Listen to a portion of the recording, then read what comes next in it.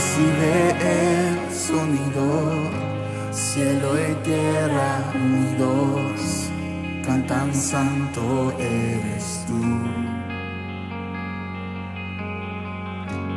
Y si te exalta, haz que arda en mi alma una pasión por ti, Jesús. Recibe el sonido, cielo y tierra unidos, cantan santo eres tú. Y si te exalta, haz que arda en mi alma una pasión por ti, Jesús.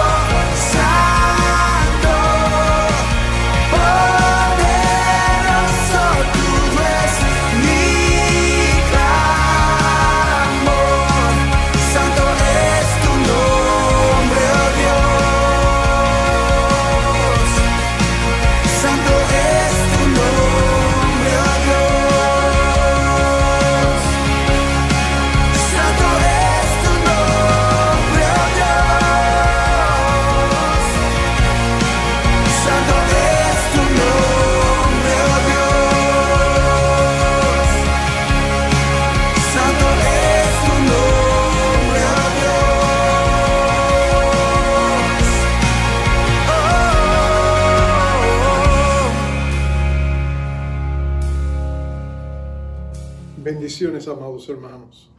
Qué alegría es poder estar juntos otra vez y compartir la palabra de Dios. Esta pandemia ha sido bien difícil y muchas personas han sufrido el efecto mental y psicológico que ha sufrido mucha gente con todos los encierros, con toda la incertidumbre, con todo el temor y la ansiedad que han sufrido. Ha dejado una huella increíble en ellos. Y muchos de ellos en su ansiedad se han preguntado, ¿cómo puedo buscar a Dios? ¿Cómo puedo buscarte, Señor? Y yo quisiera en este día darte algunas pautas que te van a ayudar a ti. Cómo acercarte a un Dios que anhela bendecirte. Un Dios que tiene brazos abiertos. Y cómo vencer los dos grandes desafíos que tú y yo a veces tenemos al acercarnos a Dios. El temor y la vergüenza. Entonces vamos a abrir la palabra de Dios y vamos a leer en el Evangelio según San Mateo el capítulo 8 y vamos a leer los primeros 4 versos. Es un encuentro entre un hombre desesperado, un hombre que está luchando por salir adelante, por cambiar unas circunstancias que le han caído encima y del cual él siente que no tiene escapatoria. Y como no puede salir al frente, ni atrás, ni a los lados, ni debajo, mira para arriba. Y cómo Dios contesta su oración. Dice así la palabra de Dios. Cuando descendió Jesús del monte, le seguía mucha gente. Y aquí vino un leproso y se postró ante él, diciendo, Señor, si quieres, puedes limpiarme. Jesús extendió la mano y le tocó, diciendo, quiero, se limpió. Y al instante su lepra desapareció.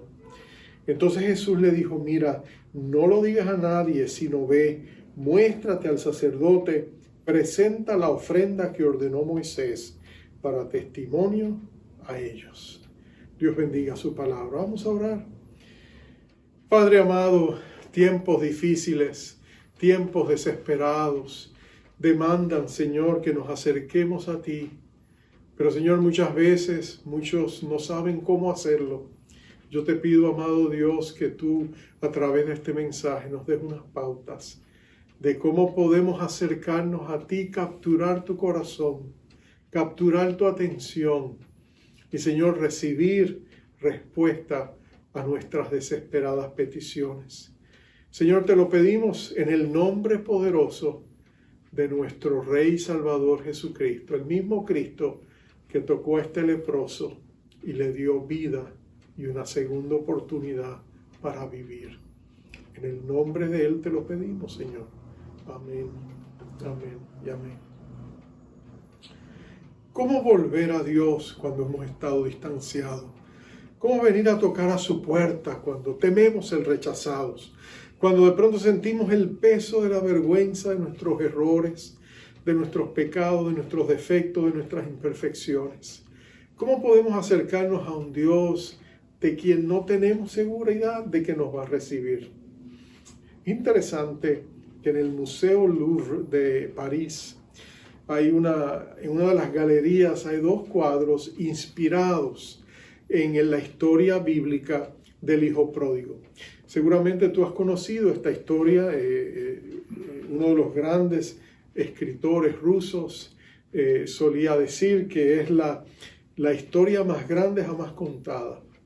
Y lo cierto es que es una historia fascinante. Cuenta la historia de aquel muchacho, tú sabes, que le pidió al padre su herencia, se fue a un lugar distante, despilfarró todo el dinero y cuando se quedó sin dinero y cayó en malos tiempos, terminó trabajando alimentando cerdos, estaba muy mal, pero de pronto vuelve en sí, se da cuenta que en la casa de su padre hasta los sirvientes comían mejor que él y decide regresar y pedir perdón y tú sabes que llega, su padre lo recibe con los brazos abiertos y los restaura. Esa es la historia sucinta del hijo pródigo. Pero en el Museo de París hay 2 cuadros que tienen fines alternos a lo que la Biblia dice. Y son obras muy humanas, pero que nos presentan en cierta medida el desafío que nosotros tenemos muchas veces en nuestras vidas cuando buscamos establecer una relación con Dios. En el primer cuadro, el joven regresa a casa y tú puedes apreciar su rostro llegando a la puerta, Pero tú ves desde adentro, tú lo ves la puerta abierta, el joven esperando, tratando de hablar con su padre, y el padre dándole la espalda diciendo, no quiero saber de él. En otras palabras, en ese cuadro, en ese fin alternativo que presenta el pintor, no hay lugar para la misericordia. Dios es un juez, pareciera decir, un juez estricto que sencillamente es intransigente. No hay lugar para la misericordia, solo para la justicia. En el segundo cuadro de otro pintor, el joven llega, pero llega demasiado tarde. Su padre acaba de morir. Y tú ves entonces la frustración del hijo que viene a pedir perdón, pero no hay lugar para el perdón ni para la reconciliación porque sencillamente ha llegado tarde. Son dos obras en cierta medida trágicas, pero que ilustran el corazón humano más que el corazón divino. Muestra el ser humano que dice, ¿sabes qué? No te voy a perdonar. Pecaste, para ti no hay segunda oportunidad. O sencillamente la negación de la oportunidad de hacerlo, porque obviamente se cosechó el fruto amargo de haber estado fuera de la casa por demasiado tiempo. Pero esos cuadros ambos reflejan dos temas que a veces son un obstáculo para nosotros venir a Dios. Uno es el temor. Si nos acercamos, que si nos rechaza Dios, que si venimos a Dios con nuestra necesidad y Dios sencillamente empieza a hacer una lista de todas nuestras fallas, de nuestros pecados o de nuestros defectos, sencillamente nos dice tú no eres digno. Ese es un temor que muchas personas tienen. O que si conscientes de nuestros pecados, tememos llegar y sentir que es demasiado tarde, que ya estamos demasiado lejos para volver a la ribera, volver al puerto. Sencillamente nos espera un naufragio. Pero lo precioso de esos dos cuadros, en cierta medida, es que no solo contradicen, no reflejan el corazón de Dios. El corazón de Dios es como lo presentó Lucas en aquella gloriosa historia. Dios ama que lo busquemos cuando estamos más necesitados. Dios desea que vengamos a Él cuando estamos en más necesidad. Dios no se avergüenza de que vengamos a Él cuando todos los otros recursos han sido usados. Dios no es arrogante, al contrario. Si tú vienes a Dios de la manera correcta, Él te va a recibir con los brazos abiertos. Entonces, eso está ilustrado en la vida de este leproso. Este leproso viene a Dios porque está desesperado. Mira lo que le ha pasado. Y para entender este pasaje tú tienes que entender lo que pasaba en la vida de un leproso cuando era diagnosticado con lepra. El diagnóstico, obviamente, a veces primero eran los doctores, pero la certificación de la enfermedad venía del sacerdote, que tenía, dado por la ley de Moisés, Dios le había dado cómo reconocer la enfermedad. Pero cuando una persona era diagnosticada y certificada leprosa por el sumo sacerdote inmediatamente, eso abría las puertas a una serie de eventos traumáticos y terribles en la vida de esa persona. Lo primero que tenía que hacer era irse de su casa. Tenía que abandonar, si era un hombre casado, con esposa, con hijos, tenía que salir de su casa. Si vivía con sus padres, tenía que darles la espalda, tenía que salir. Él era erradicado de la comunidad de su casa, pero también de la comunidad en que vivía. Si tenía trabajo, ya no podía trabajar. Tenía que renunciar al trabajo y tenía que irse. Si era parte de la comunidad de adoración, de una sinagoga, del pueblo de Dios, también tenía que irse. La gente leprosa no le era permitida estar en medio de la comunidad. El temor era que la lepra era una enfermedad contagiosa. Y si lo era, entonces él era un peligro para todas las demás personas. Si tú crees que el COVID ha sido difícil, la lepra era mucho más difícil. Porque la lepra era una enfermedad incurable que se vivía en la carne propia a través de largos años de sufrimientos. Es interesante que cuando una persona tenía lepra, eran separados totalmente, como les he dicho, de toda la vida de la comunidad. Pero el dolor quizás más amargo era el trauma emocional de desprenderse de todos y de que todos le dieran la espalda. Aún la gente que más le quería, dolorosamente tenían que darle la espalda. Su esposa, sus hijos, sus padres, sus hermanos, sus amigos, todos tenían que darle la espalda. Nadie le podía ayudar en ese sentido. No era como decir, lo ponemos en un cuartito ahí que nadie lo toque. No, tenía que salir de la comunidad. Y en las partes rurales de Israel, habían ciertos lugares cerca de espacios cavernosos donde la gente iba y vivía. Y en esos lugares se juntaban todos los leprosos. Y a veces la gente, por misericordia, iba y les dejaba comida. Pero cada vez que uno de ellos se acercaba a alguna comunidad y los rasgos de la lepra eran evidentes, porque la persona, su piel sufría, se llagaba y por supuesto, dependiendo de la condición en que estuviera, el olor era terrible. Era una persona que la gente consideraba repugnante. Y aparte de eso estaba el temor, por supuesto. Entonces, cuando una persona leprosa se acercaba a una comunidad, la persona podía tener el derecho de tomar piedras y decirle, lejos de aquí, a lanzarle piedras, porque representaba un peligro para la comunidad. Entonces, una persona leprosa que sufría todas estas pérdidas emocionales, que perdía a todo lo que para él había sido precioso en la vida, comunión con el pueblo de Dios, amor por la familia, trabajo y la dignidad que el trabajo ofrece, de pronto se encontraba enajenado y separado de todo eso, el efecto psicológico. Así que muchos quizás hasta se quitaran la vida. En otras palabras, el daño y el trauma era terrible, era terrible.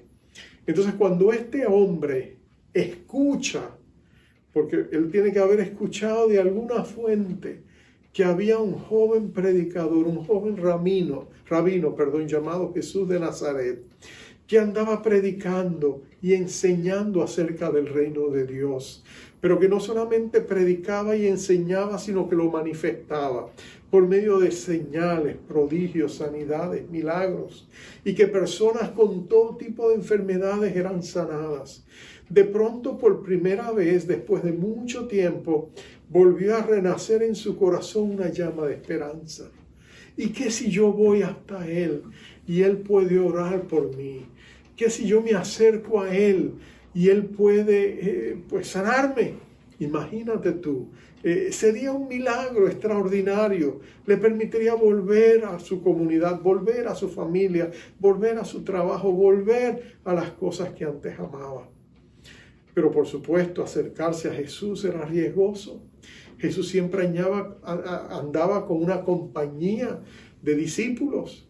No solamente él se había hecho tan popular que multitudes estaban con él en todas partes.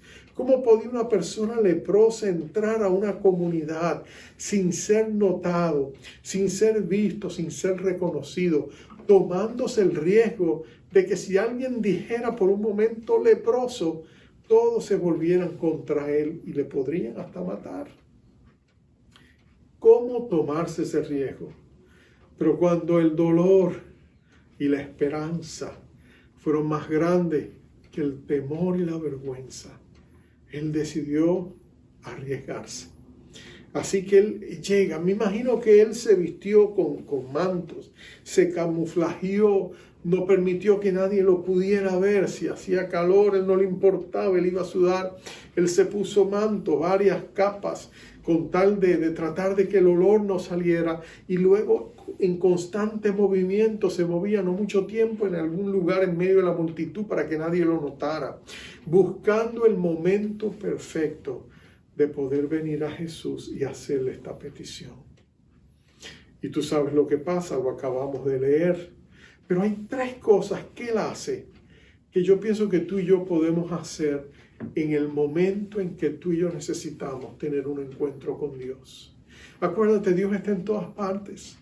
Dios, no hay un lugar donde tú y yo estemos donde Dios no esté. Entonces la atención de Dios siempre está en ti.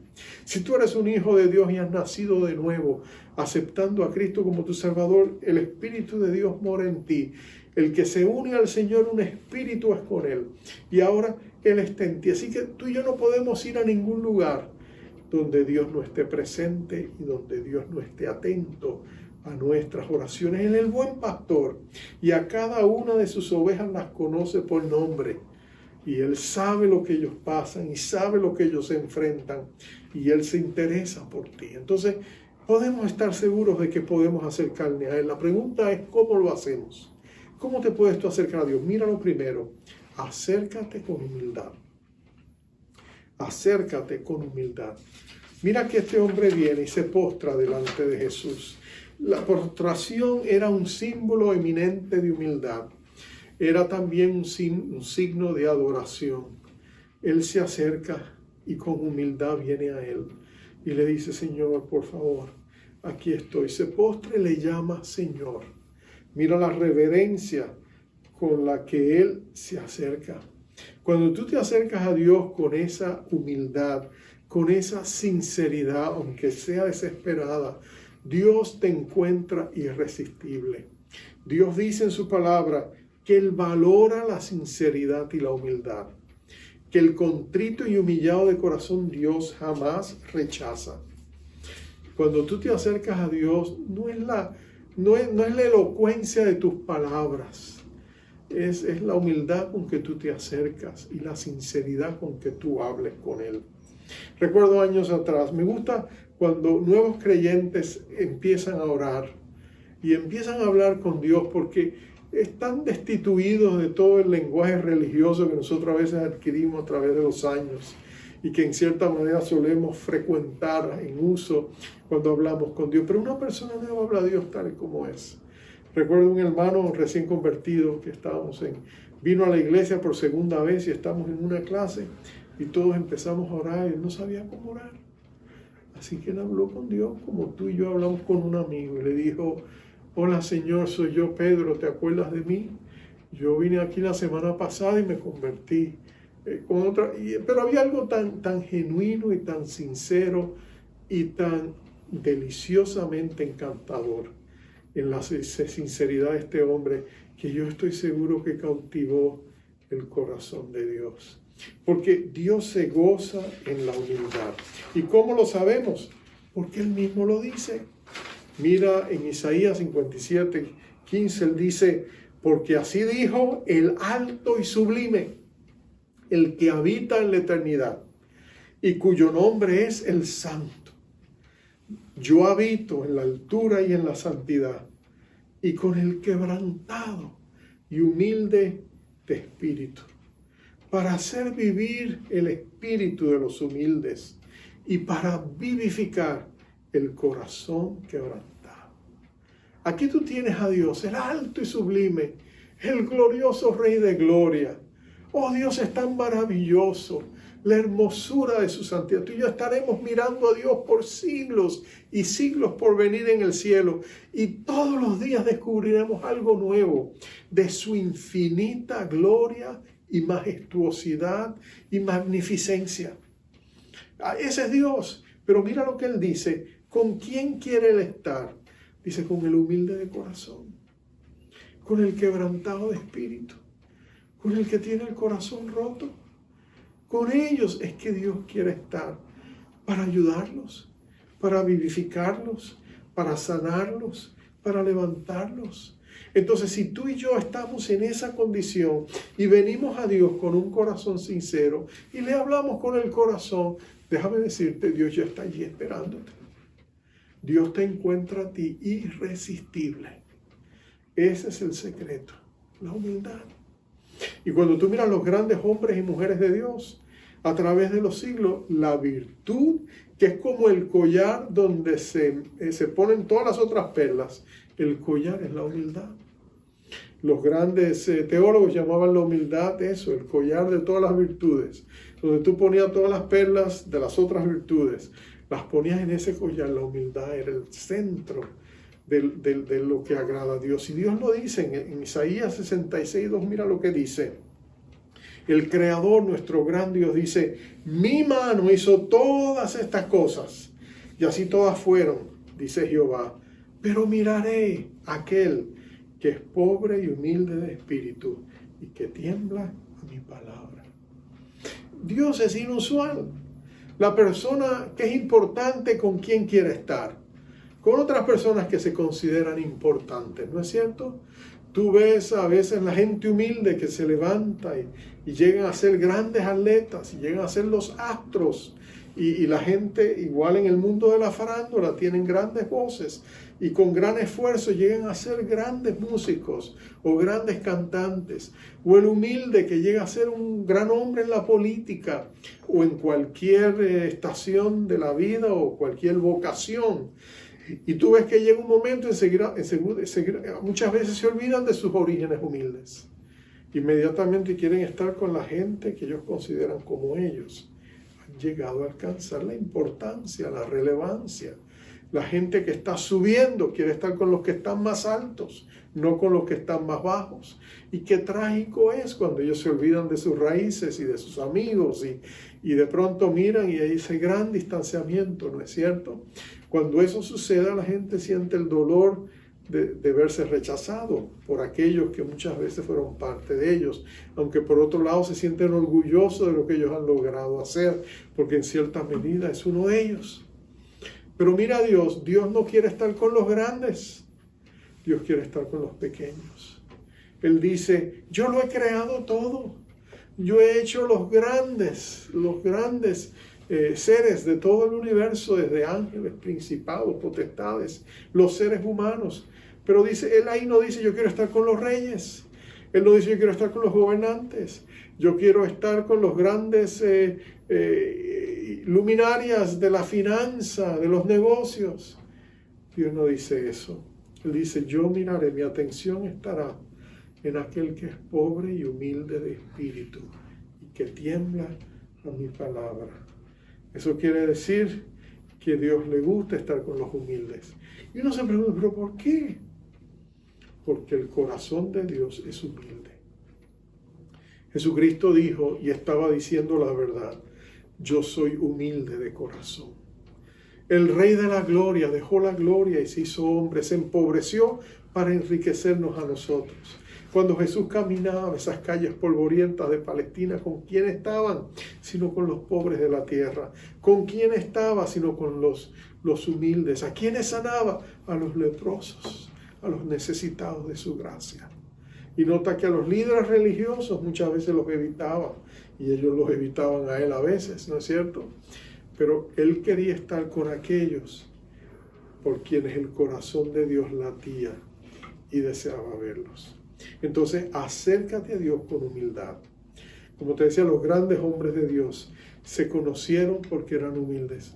Se dice de un gran doctor, el doctor James Simpson, fue el doctor que descubrió el cloroformo. Y eso fue uno de los grandes descubrimientos de siglos pasados, porque eso permitió que se pudiera operar la gente con anestesiante. En vez de operaciones dolorosas y angustiosas, ahora la gente podía ser anestesiada y podían ser operadas, por ejemplo.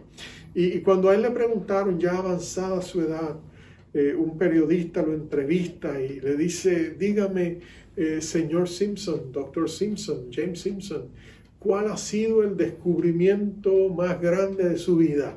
Y ellos esperaban que él dijera, bueno, tú sabes, el cloroformo, o dijera alguna otra cosa de igual importancia. Pero cuando le preguntaron, él miró al periodista y le dijo, mire, el descubrimiento más grande de mi vida fue el día que yo descubrí que era un pecador, pero que Jesucristo era un gran Salvador. Qué precioso es eso, ¿no? Qué humildad la de este hombre. Otro de los grandes hombres de Dios dijo, yo espero, el famoso misionero William Carey, él dijo, cuando le preguntaron, oígame, ¿cómo piensa usted? Usted ha hecho tanto por la obra misionera, su vida ha inspirado a tantos, usted es el padre de las misiones modernas, ¿cómo espera usted ser recordado? Le dice, yo espero no ser recordado como William Carey. Yo quiero que Jesucristo sea recordado como el Dios de William Carey. Él estaba centrado en la vida de Jesús. Él quería que Jesús recibiera toda la gloria. Él no quería protagonizar, él quería que Jesucristo fuera el centro de todo. Entonces, mira la humildad de estos grandes hombres y mujeres de Dios. Acércate a Dios con humildad. Segundo, apela a su bondad. Mira lo que él le dice. Él mira a Jesús, se acerca, se postra, lo llama Señor y le dice, Señor, si quieres, si quieres. Mira lo que él está reconociendo. Él está diciendo a Dios, Señor, tú eres soberano, pero yo estoy apostando a que tú eres bueno. Yo estoy decidido a creer que hay bondad en ti, que hay benignidad en ti, que tú eres bueno, que tú tienes una buena voluntad, que es buena, que es aceptable, que es perfecta. Él se está acercando a Dios confiándose en las manos de Dios. Jesús podía decirle no, Jesús podía decirle sí, pero él se ponía en las manos de Dios y confiaba en la tierna misericordia de Dios. Él decía, yo creo que Dios es bondadoso. Así que yo vengo a ti, Señor, porque si tú quieres, tú podrías limpiarme. Si tú quieres, si quieres. Nota que él reconoce la soberanía de Dios, la libertad de Dios, que Dios podía decirle que no él está como los 3 judíos que iban a ser echados en el horno de fuego por el rey Nabucodonosor. ¿Te acuerdas? Que ellos dijeron, sepa Nabucodonosor que si a Dios le place, Él nos puede librar de estas llamas, pero si no igual le vamos a servir. Nota, ellos se confían en la misericordia de Dios. Cuando Daniel es enviado al foso de los leones, otra vez Él se encomienda a Dios. Y cuando Dios lo libra y envía a su ángel que cierra la boca de los leones, tú sabes que al otro día el rey Darío se presenta y le dice, mira Daniel, hijo, ¿cómo estás? Y él dice, estoy bien, porque mi Dios le plació enviar a su ángel que cerró la boca de los leones. Estoy bien. Él confió en Dios y Dios lo levantó. Tú y yo podemos confiar en Dios. A veces en la vida pasamos por ciertos túneles, pero recuerda esto, nunca hay despropósito en Dios. Es que Dios no desperdicia nada, incluyendo nuestros grandes desafíos y adversidades. Dios lo usa todo para cumplir sus propósitos. Aunque tú y yo no lo podamos entender en el presente, siempre podemos confiar en el corazón de Dios. ¿Te acuerdas de José, ese gran siervo de Dios del Antiguo Testamento? ¿Te acuerdas cuando él sabía que Dios le había dicho, te voy a exaltar? Y Dios le presentó una visión final de su exaltación a través de varios sueños y revelaciones. Y él las compartía, quizás con un poco de vanidad, con su familia. Le decía, mira, yo veía que todos mis hermanos se postraban ante mí, me admiraban y me celebraban, y los hermanos le tenían un odio y una envidia y un celo, y cuando él decía estas cosas era como si les estuviese estrujando en sus caras el hecho de que él era el favorito de papá, ¿no es cierto?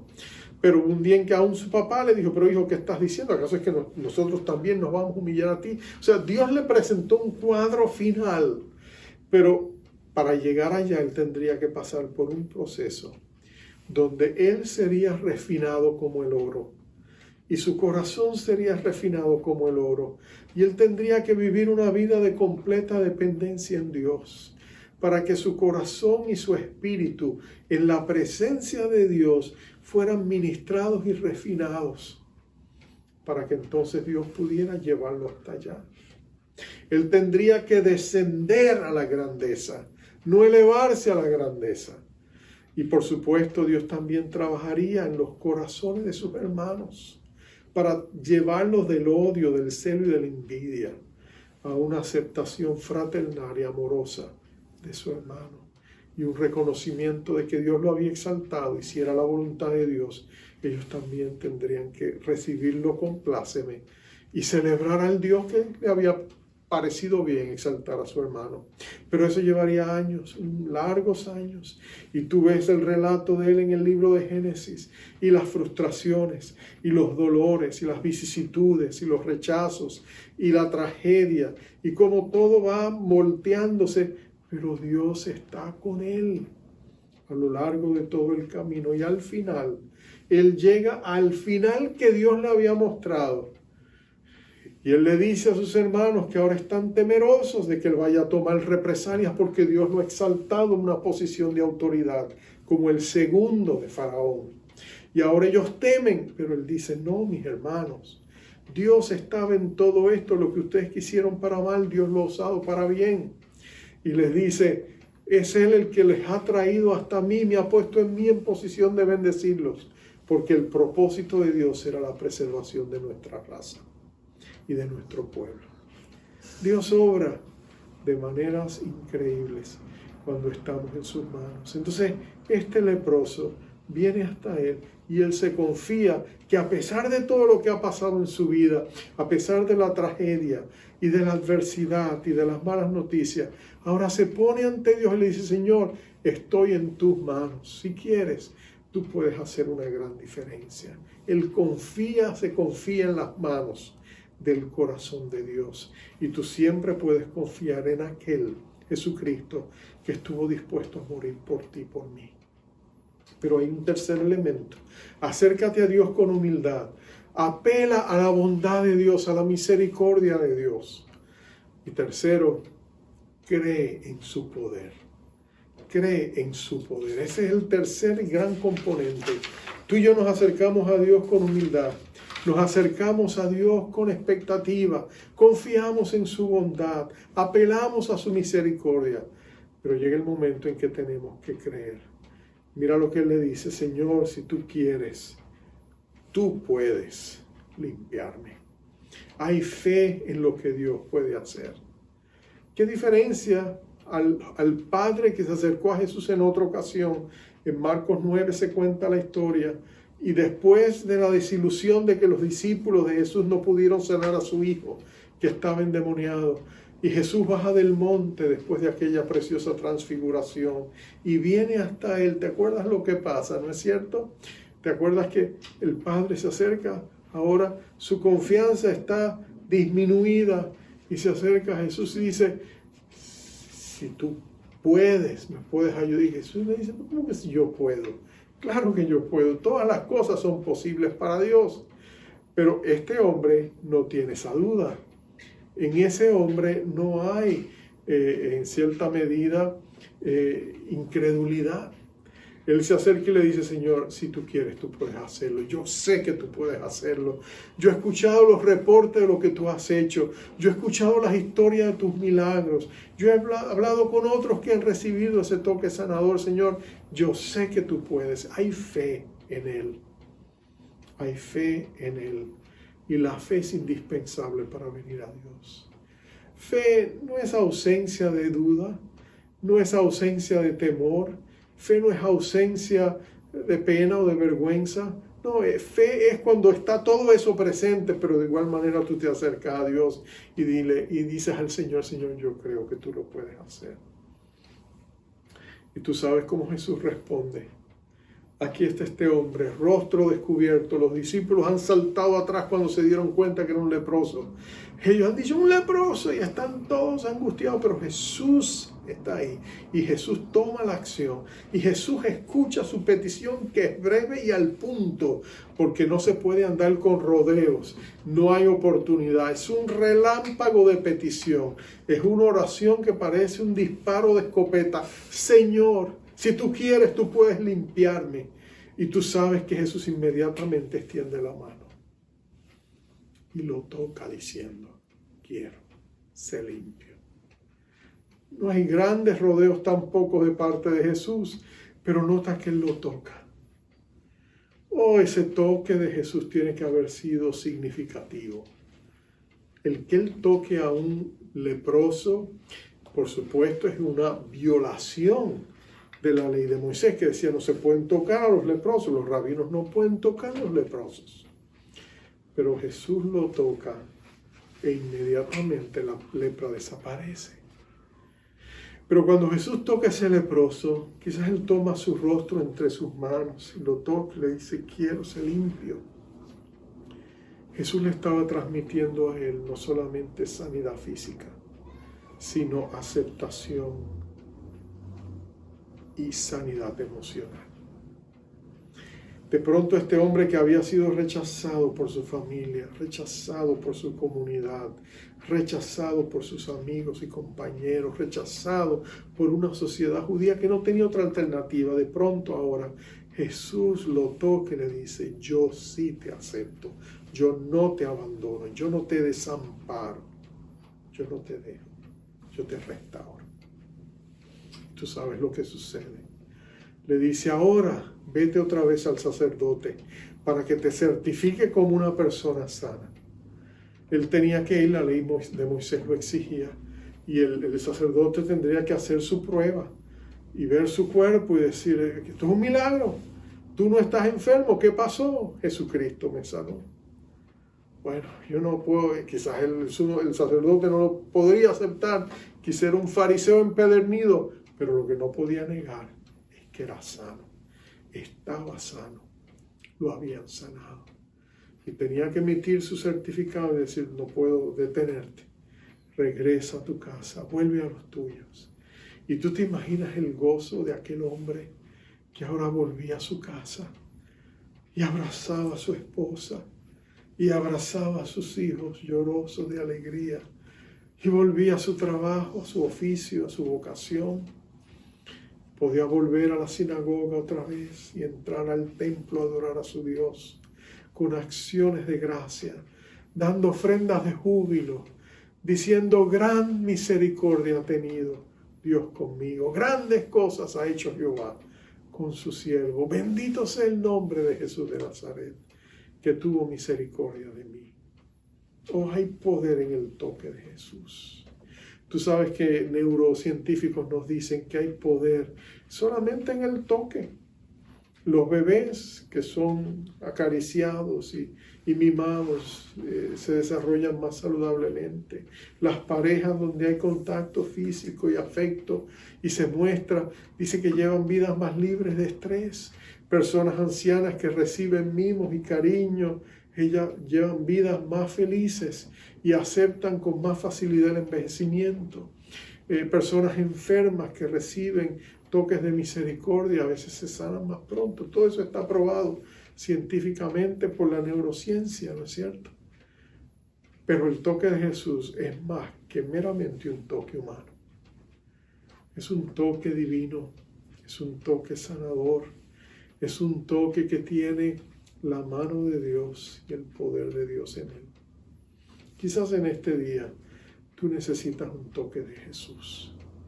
Puede ser que estés pasando por momentos difíciles y quisieras acercarte a Dios como aquel hijo pródigo, pero temes el rechazo o quizás temes la pena, la vergüenza de tener que ir a Él, quizás sintiendo que tu corazón no está limpio, tus manos no están limpias, puras, y de pronto te acercas a Dios y qué pena, qué vergüenza te da. La Biblia, Jesús dio una ilustración de un hombre que se sentía igual y él fue al templo a orar. Y ahí él le dijo, Señor, no se atrevía ni mirar al cielo y solo le decía, Señor, ten misericordia de mí, soy hombre pecador. Y dice Jesús, aquel hombre salió de allí justificado y bendecido por Dios, porque Dios escuchó su clamor humilde por misericordia. Al otro lado había un fariseo que no tenía esa humildad, tenía pura arrogancia. Y le decía a Dios, Dios, qué bueno, qué dichoso eres de tenerme a mí como tu siervo, le decía, porque yo soy bueno y yo diezmo esto y diezmo lo otro y hago todo esto. No soy como aquel pecador, señalando al hombre que se estaba arrepintiendo. Dice que Dios no quiso escuchar la oración del fariseo, pero escuchó la oración del hombre humilde, que sabía venir a Dios con humildad, que apelaba a su misericordia, que creía en su poder. Si tú estás en esa situación, yo te invito a que oremos juntos y presentemos delante de Dios nuestra petición. Vamos a orar.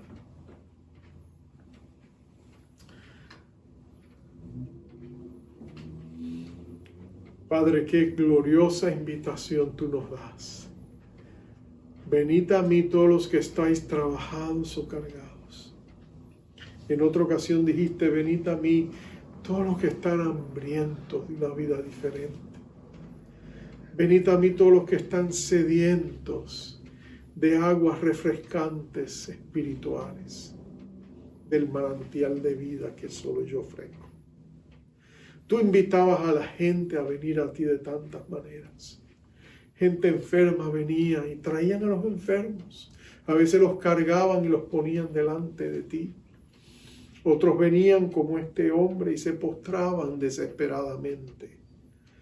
Y Señor, tú jamás le diste la espalda, tú jamás los desamparaste. Y tu corazón no ha cambiado, sigue siendo el mismo de ayer, hoy, por siempre, amado Cristo. Escucha el clamor de mis hermanos. Escucha el clamor de mis amigos en este momento desesperado. Permite que ellos puedan acercarse a ti con corazones sinceros y decirte sinceramente lo que les aqueja. Y Padre, tú que eres el alto y sublime que habita en la eternidad, pero que te gozas de estar cerca de aquellos que están con espíritu quebrantado, sufrido, que están pasando por diversas pruebas para traerles nueva vida, nueva esperanza. Oh, escucha el clamor de sus corazones y ven y levántales y concédele lo que te están pidiendo. Y pon en ellos corazones agradecidos para que nunca olviden que han tenido un encuentro con el verdadero Dios. Que de ahí en adelante ellos puedan testificar que su Dios es un Dios hacedor de proezas y de maravillas, un Dios compasivo y amoroso, como lo muestra tu palabra. Gracias por escucharnos. Gracias por darnos más de lo que merecemos. Gracias por bendecirnos con tu favor.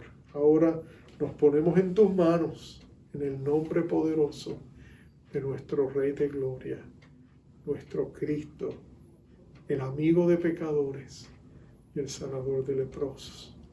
A Él sea la gloria por los siglos de los siglos. Amén.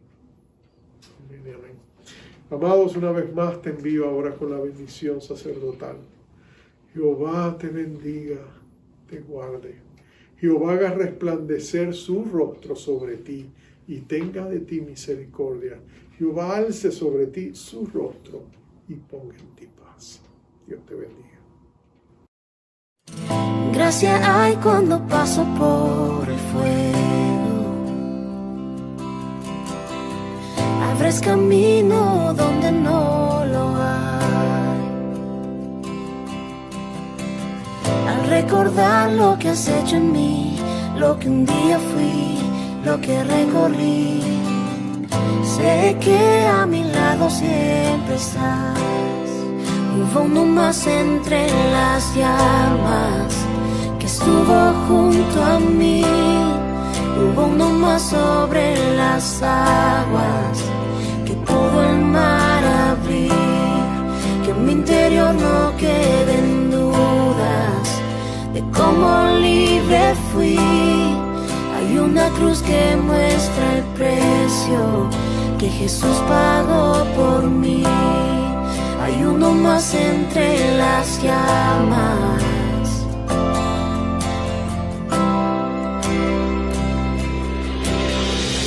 Y en las aguas hundiste mi pasado. Ahora sé que un esclavo al pecado no soy. Al tropezar en mi caminar, me levantaré, yo persistiré. Mira al frente y no volveré nunca atrás. Yo sé que a mi lado siempre estás. Hay uno más entre las llamas que está hoy junto a mí. Hay uno más sobre las aguas que puede el mar abrir.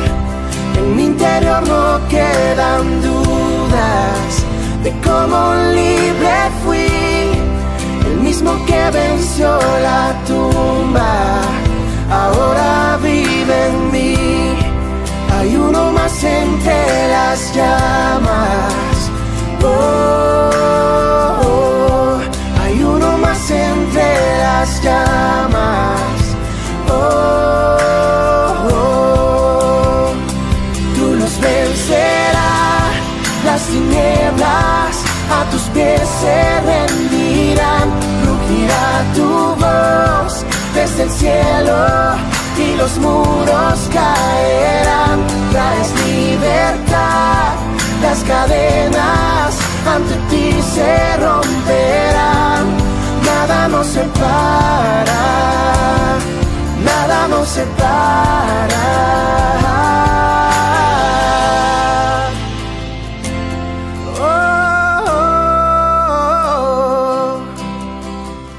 No hay nombre igual al nombre de Cristo.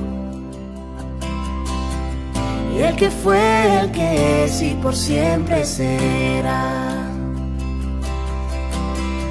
Aunque no sepa lo que vendrá, sé que tu verdad nunca fallará. Yo sé que a mi lado siempre estás. Yo sé que a mi lado siempre estás. Habrá uno más entre las llamas que va a estar junto a mí.